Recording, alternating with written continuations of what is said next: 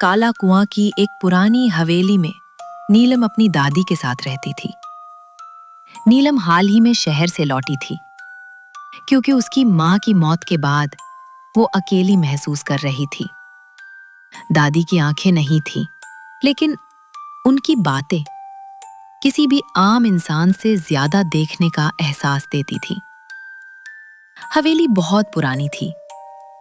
छत से टपकता पानी, लकड़ी की सीढ़ियां जो चलते समय कराहती थीं, और एक अजीब सी गंध जैसे पुराने खून की।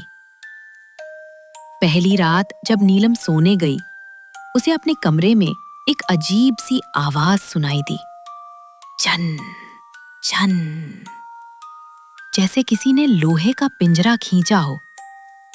नीलम बाहर निकली लेकिन कुछ नहीं दिखा। अगली सुबह उसने दादी से पूछा, दादी रात को कोई पिंजरे जैसी आवाज आ रही थी। दादी, शुरू हो गया है, पिंजरे की छाया लौट आई है। दादी ने बताया कि इस हवेली में पिंजरे वाली चुड़ैल का साया है। बहुत साल पहले एक तांत्रिक ने एक औरत को जिंदा जलाकर पिंजरे में बंद कर दिया था, क्योंकि वो आत्माओं को कैद करके उन्हें खिलौनों की तरह रखती थी। मरने से पहले उसने कसम खाई कि वो हर 21वें साल फिर लौटेगी और एक नई आत्मा को अपने पिंजरे में कैद करेगी। इस बार वो साल 21वां था। नीलम डरती नहीं थी। वो गांव के पुराने तांत्रिक के पास गई, जो अब पागल हो चुका था।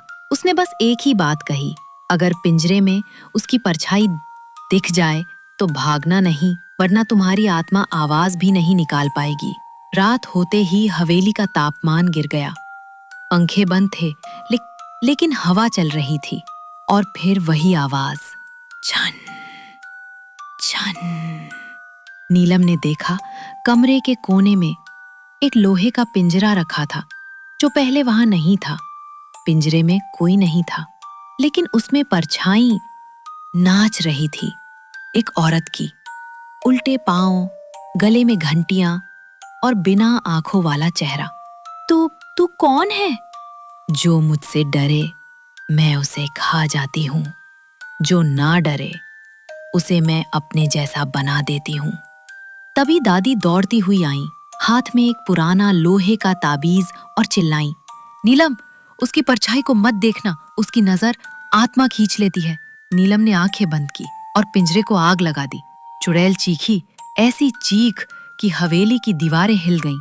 चुड़ैल भागने की कोशिश कर रही थी, लेकिन आग की लपटों में उसकी छाया जल रही थी। दादी ने ताबीज पिंजरे में फेंका और एक मंत्र बोला, जैसे लोहे में बंद की तू, वैसे लोहे में ही समा जा। ओ पिंजरे की आत्मा, वापस जा। पिंजरा टूट गया और उसके साथ ही वो परछाई भी हवा में घुल गई। सुबह होने पर नीलम ने देखा, वो पिंजरा अब राख बन चुका था।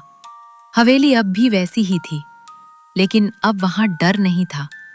दादी बोली, हर डर को अगर आंखों में देखो तो उसकी परछाई भी भाग जाती है। डर हमेशा बाहर नहीं होता, कई बार वो हमारे अंदर पिंजरे में बंद होता है, और जब तक हम उस पिंजरे को नहीं जलाते, वो डर हमारी आत्मा को धीरे धीरे खाता रहता है।